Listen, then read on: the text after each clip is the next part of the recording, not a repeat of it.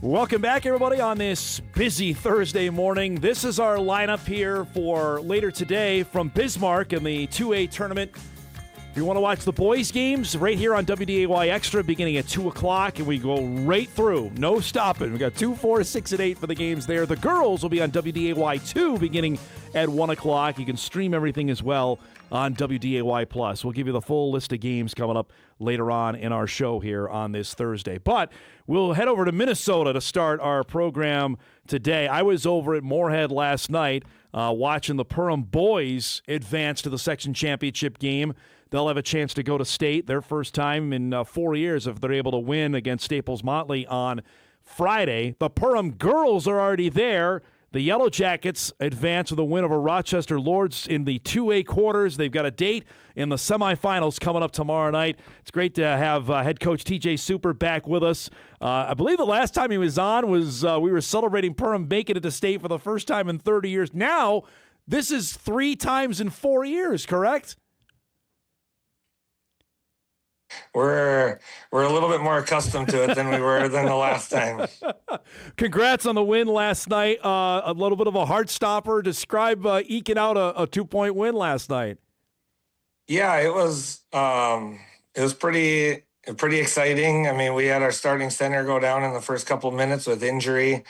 And she didn't play the rest of the game. And that kind of changes stuff because we have, kind of 8 girls that are really similar. And then we have one that's her. And she's been playing really well in playoffs. So not having her just really kind of changed things. But we had big girls step up in different situations, get big rebounds that we needed at times, and obviously hit big shots at times. And it's a tie game, and we have a freshman guard to the free throw line. She makes a free throw, and then our lone senior gets a big rebound, gets fouled, and makes 2 free throws, and they miss the 3 at the end, and, we win by 3. There it is.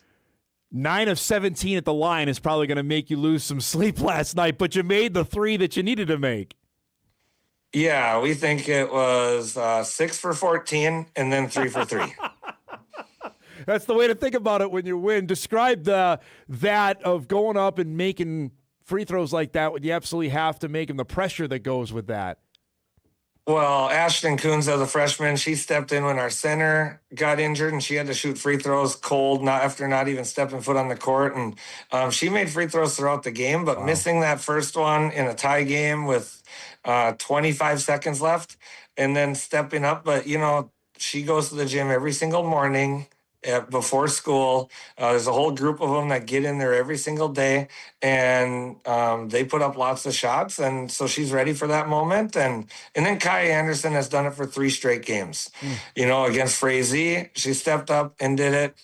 She did it against DGF down the stretch, and then now here. So that's who we want to have the ball in her hands, and she delivers. To go down there, you meant off the top, this is the 3rd time, to win. And now you're playing on a Friday night. I mean, just describe the emotion this morning. I know it's probably it's 12 hours ago, but what's the emotion like this morning? Yeah, I mean, obviously a lot of emotions for that. I mean, luckily I was able to get my hot tub in, so cool the emotions down. Well, maybe if I feel better, but honestly, the first 2 times we went down here a couple of years ago, we thought we kind of got a rough draw, getting Albany and then getting Providence Academy. And we thought that not that we thought, we did. We competed extremely hard, and we gave those teams really good games. But we were excited with our draw, with our seed this year. Yeah. And so, we were coming down here to win this first game and, to prepare for Providence. And, it's nice having a day off here today. We're going to go practice and then go watch some basketball and then get ready to go and play on Friday and Saturday. We'll be playing the last day of the basketball season. That's what we want. That's all you can ask for, right, is to have a chance to play on the last day of the year. Yeah, absolutely. And we keep saying that the more time we get to hang out as a team, this group is extremely fun, and they have a lot of fun with each other. We get as much fun as absolutely possible. You mentioned you had a couple of injuries. Can you give us an update on each of the girls and potential of playing tomorrow?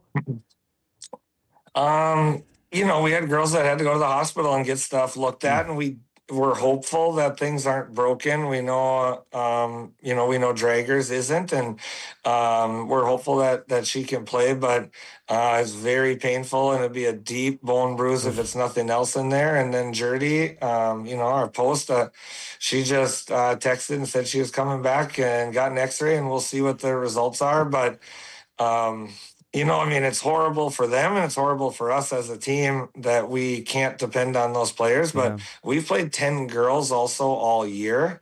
And so even last night, we had girls step up in situations, whether it's getting a key stop or getting a rebound or making a shot. All those little plays add up, and we feel like we're still ready for the moment. So now it's Providence Academy, which goes without saying for people that don't know Minnesota girls basketball. They are the reigning 4-time champions in this class. You know them all too well. Describe of what you got in front of you tomorrow night. Well, I honestly think Maddyn Greenway is probably the most dominant basketball player in Minnesota history. Not just the scoring, it's everything. There's just, she's really, really, really good. But, her little sister's good. And then Emma Millerburn is really good. You have 3 D1 girls on the court.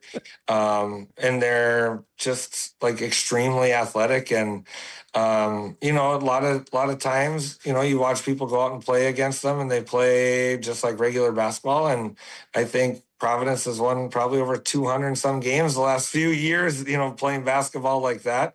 And so I think you just kind of have to have a plan and stick with it. And, 2 years ago, we played them in the quarterfinals, and we had a very specific plan, and not like the coaches with the plan is the most important thing by any means. But I think, when the girls buy into something and say, we're going to try to execute and do this. And, 2 years ago, we were down by 3, I think, with a minute and a half or 2 minutes left, and ended up losing by 6 or 8 or whatever it was. It was really close. And so we're excited. We have a plan. 3 weeks ago, we had a practice which was dedicated to our game against Providence, and we did our scouting report against them. And we said, we're going to do this practice just like it is against any other team, but we're going to do it because we know we're going to play them this year. Wow. And so we have one practice under our belt for them, and now we get another one today. How, since you played them, does it make it the intimidation factor go away, TJ, because you've seen them already? Well, we say we've seen them. But on this team, only one girl played against them because we're extremely young. We played 10 girls and only one of them had ever played in a section semifinal game. And so, Kai Anderson's the only girl that's been down to state before and played. And so, I feel like we understand and we can tell the girls what is going to happen. We played them 3 years ago. They came up to the Hive and played, and I think they had like 55 transition points. And it was like, okay, this is at a different speed that we don't necessarily see usually. And so then I think we were much better at a couple of things before. But maybe our girls might be so young and naive they won't matter anyway. We have 5 girls that we play that don't even have their driver's license yet. So we're just out here having fun, and I think we'll be ready. It'll just be a matter of if we can do it or not. Well, within a span of, I'd say, 2 hours, it was an awfully big day for Perham. The boys won in their section semifinal game against Eastside, and then you guys won down at State. Now, how's this going to work on Friday? You're playing at 6, and the boys are going to be playing here at 8 up in Moorhead on Friday. Fire up the helicopters and the planes. No, we're so excited. Coach Dirk Eisen, as a first-year coach there, head coach, has done such an amazing job. And we work with him and his staff, with Arlie Ohm and Gary Grew, and we talk with them, and we work our gym schedules out. And so we're just like extremely excited for them. And, all we want is that, if your address is Perham or surrounding area, just be in one place or the other, be at Concordia or be at Williams Arena, and hopefully we have a lot of support both ways. Obviously, it'd be great if we didn't play at the same time, but we played last night. We had a nice crowd. We'll play on tomorrow and hopefully get a nice crowd, and hopefully we'll play again a big game on Saturday. Well, that's the luxury of having teams that are really good, right? That invariably you're going to have teams maybe playing at the same time this time of year. Oh yeah, and then you put our wrestling team that Yeah. also went to state, and I mean, we had swimmers and gymnasts. Our speech program's amazing. Our BPA was just down at state. Our Knowledge Bowl, is like winning tournaments and getting second. And our robotics just got second at a huge Great Lakes regional, and so we celebrate all our activities, and it's not just about us; it's about all the kids, and we try to celebrate them throughout the day as a staff, and in our school we try to celebrate those wins. But we also have really good administration that supports this, and a great community that promotes it. We promote excellence, and we promote that whatever you do is important. And so when we don't have our team, but we have one gymnast go down to state, we celebrate her. And so we're really happy with the way things go in Perham, and we've had a really good winter, and we're looking forward to a good spring. I'll tell you that too. Well, I appreciate the time as always, bud. Thanks so much for doing this. Congrats on the big win last night, and good luck tomorrow night, okay?